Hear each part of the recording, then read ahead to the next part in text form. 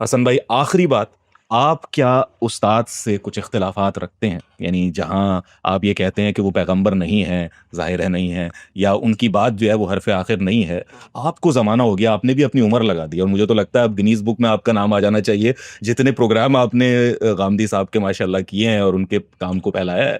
تو ایسا کیسے ممکن ہو سکتا ہے کہ حسن الیاس صاحب جنہوں نے اپنی پوری زندگی لگا دی وہ اختلافات نہ کرتے ہوں غامدی صاحب سے؟ کیا کچھ ایسے علمی اختلافات ہیں جو آج کی تاریخ میں آپ کہتے ہیں کہ ہاں مجھے یہ بات استاد کی درست نہیں لگتی؟ لیکن جب آپ کسی صاحب علم کے ساتھ زندگی کا ایک بڑا وقت گزارتے ہیں، مجھے 15 سال ہو گئے ان کے ساتھ، اور سیکھنے کا عمل کرتے ہیں، تو ایک لمبا عرصہ تو خود ان کے اصول اور اس کی فروعات اور اطلاقات کو سمجھنے میں گزرتا ہے.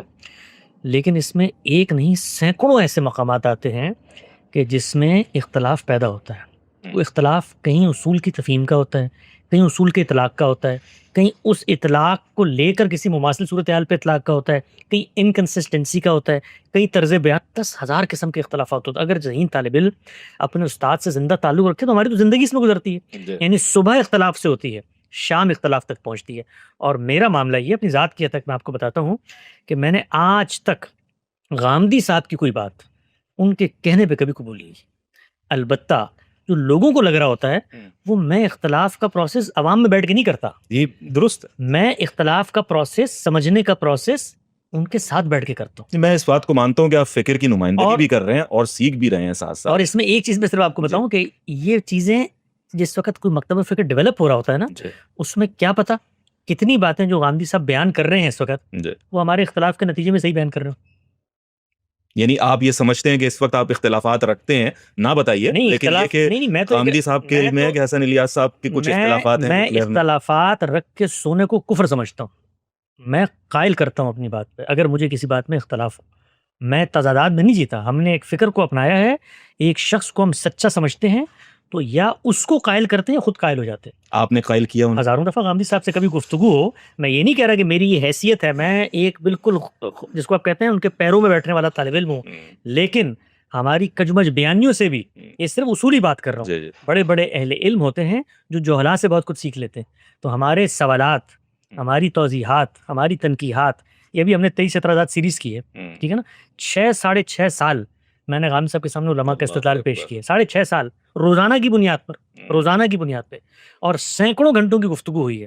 تو لوگوں کے خیال میں جو میں نے سوالات اٹھائے ہوں گے ان کو سوچنے کا موقع نہیں ملا ہوگا. نہیں، بالکل لاجیکل بات ہے. یہی کام ہوتا ہے. اب میں اس کو مثال کے طور پہ بازار میں لے کر آؤں کہ بھائی میرا غامدی صاحب، میں آپ کو یہ حقیقت میں بتا رہا ہوں.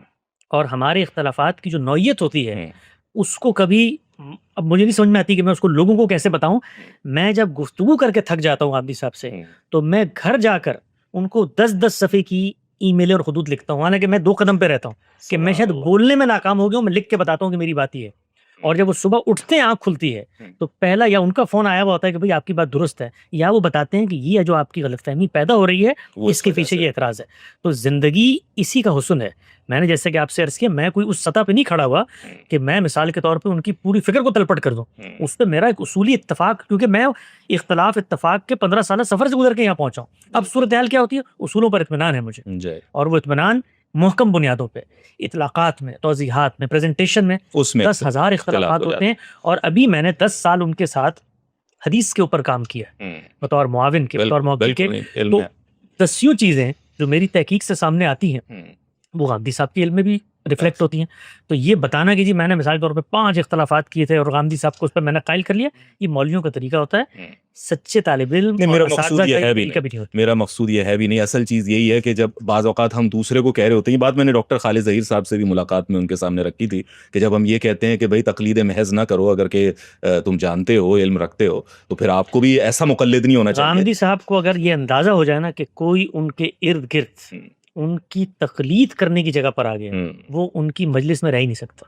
اچھا، یہ میں آپ کو اپنا یعنی وہ تجربہ بیان کر رہا ہوں کہ جو میں نے اپنی آنکھوں سے دیکھا. میں نے سنا کہ وہ بڑے سخت الفاظ بھی کہتے ہیں اس معاملے کہ اگر آپ 100% مجھ سے متفق ہیں ان کا ہم سے جو روزانہ کا مطالبہ ہوتا ہے، یعنی مجھے زندگی کی مصروفیات کو اوپر نیچے کرنا پڑتا ہے، اس لیے کہ مجھے پتا ہے کہ صبح جب میری ملاقات ہوگی تو میرا استاد جو مجھ سے پہلی چیز پوچھے گا وہ یہ پوچھے گا کہ فلاں جو تنقید آئی تھی وہ آپ نے پڑھی ہے، اور اگر پڑھی ہے تو بتائیں ہمارے اصولی نظام فکر میں اس کا کیا جواب ہے.